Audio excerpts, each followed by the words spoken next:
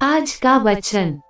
पहला पाठ प्रेरित चरित अध्याय 16 पद संख्या 22 से 34। उनके विरोध में भीड़ भी एकत्र हो गई।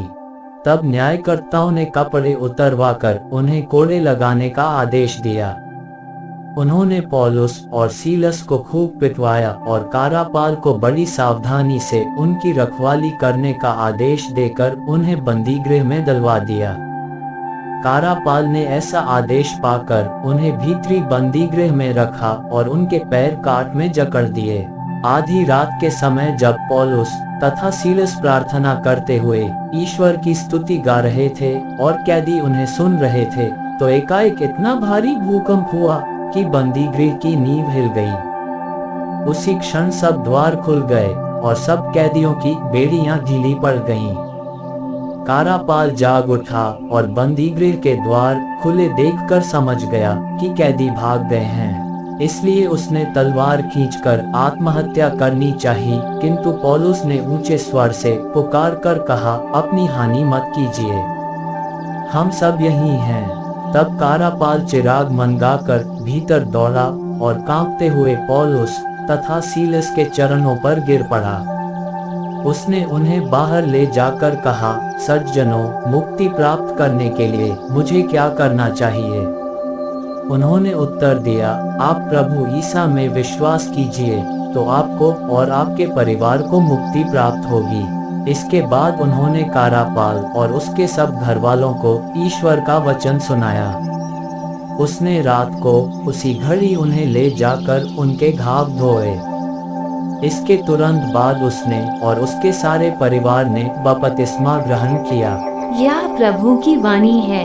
सुसमाचार संत यूहन अध्याय 16 पद संख्या 5 से 11। अब मैं उसके पास जा रहा हूँ जिसने मुझे भेजा, और तुम लोगों में कोई मुझसे यह नहीं पूछता कि आप कहाँ जा रहे हैं। मैंने तुमसे ये कहा है, इसलिए तुम्हारे हृदय शोक से भर गए हैं। फिर भी मैं तुम लोगों से सच कहता हूँ, तुम्हारा कल्याण इसमें है कि मैं चला जाऊँ। यदि मैं नहीं जाऊँगा तो सहायक तुम्हारे पास नहीं आएगा।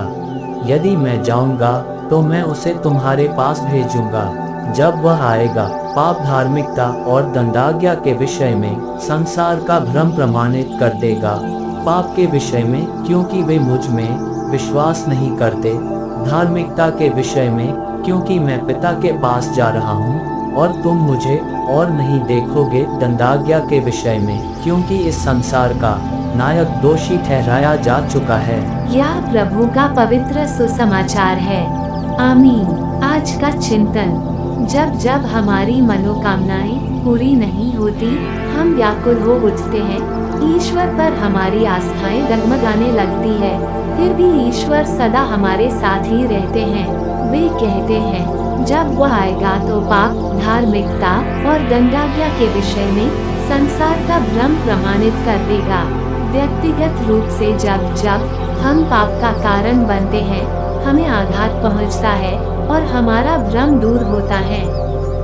जब जब हम दूसरों का अहित करते हैं, हमारा भी अहित होता और पुनः हम ईश्वर की ओर उन्मुक्त होकर अपनी धार्मिकता में बढ़ते जाते हैं।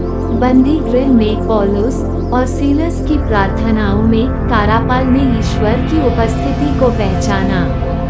उन्होंने अपने मुक्ति की अभिलाषा को प्रकट कर बपतिस्मा ग्रहण किया।